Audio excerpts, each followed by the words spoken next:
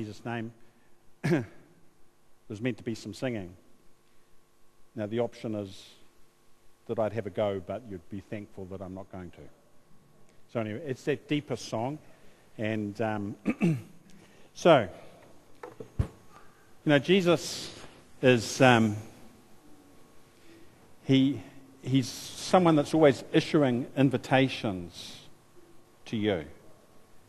He's always issuing invitations. He's saying to you, look, are you thirsty? Look, are you wanting to have a relationship with me that you're actually designed for, and the only thing that will satisfy your heart is the living water that I'm offering to you? And Jesus says, if anyone's thirsty, let him come to me and drink. That's his invitation. And it's a spiritual thing, Jesus and your relationship with Jesus. And if you don't know Jesus today, he really wants to know you. He wants relationship with you, and he's offering you living water. He's also bread.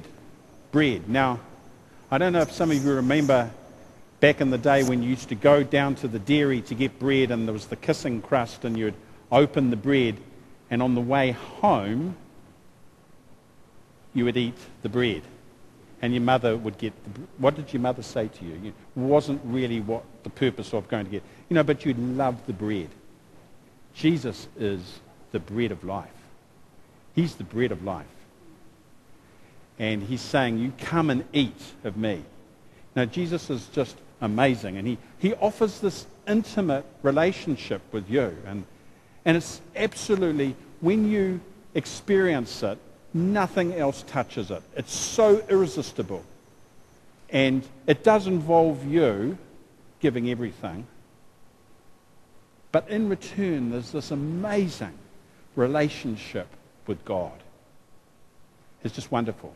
Absolutely wonderful. What we're talking about in Matthew 25, as a church, we've been journeying with the words of Jesus in Matthew 25, and most of you are probably aware of that. And then, so we're talking about relationship with Jesus. The first things that I talked about is just that wonderful thing that you get and spoils you for anything else. But Jesus actually is saying this to us in Matthew 25. We will find Jesus more significantly. We'll have a more significant relationship with Jesus when we look for him among the neglected. That seems funny, doesn't it? But it's quite clear that Jesus is saying that, inasmuch as you did it for the least of them, you did it for me. When you visited me in prison, when you fed the poor, you were feeding me. When you visited me, Jesus, in prison, when you visited, you took me in as a stranger, you were doing it to me. And so what Jesus is saying is for you and I, as believers, he's giving an invitation to a deeper life with him, a deeper relationship with him on his terms. It's on his terms. The thing that he says is the most important priority, is the thing that we are being challenged with in Matthew 25. Those four things. He's saying this is the most important thing. In fact, he's saying to us that when we stand before him upon his return, he's actually saying to us, he's going to measure our life in accordance with how we've treated the poor, how we've treated the lonely, how we've treated the sick, and how we've treated the prisoner. He's going to measure our life. It's very clear about that. And you could kind of say, not really my brand of Christianity. Not really what I'm after. And you have got an option, because there's different brands of Christianity. And Jesus actually taught this in Matthew 25. He said there is a couple of different brands. There's a goat brand and there's a sheep brand. And he actually said that what we can do is we can navigate through our life, enjoying our Christian experience, having the best thing for us and our families. We can navigate through life and one day stand before him, and he will measure us against Matthew 25. And so that's the challenge for us. And he actually says the brand of Christianity that's the goat brand, the self-centered brand, he says, I don't want to take that with me into eternity. And the brand that is the sheep brand, the one that will embrace and the neglected, is the brand that he's taking into eternity. Friends, I kind of, sometimes when the Bible, you read it and you kind of go through it and then sometimes the Bible gets you, and kind of challenges you deeply. This set of messages and this sort of journey that we're on is getting me deeply. It's kind of challenging me about certain aspects of my life. And if we just turn on the scriptures here, now what we're looking at is Jesus. We see Jesus in the poor. It says this, that though he was rich in heaven, yet for your sakes he became poor, so that you through his poverty might become rich. So Jesus totally and utterly identified with poverty, so you could be rich. But it doesn't change the fact that he has an intentional, loving heart to the poor, because he became totally poor. He can't help but feel an affinity to the poor.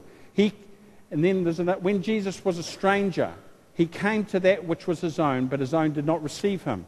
So in other words, here he was.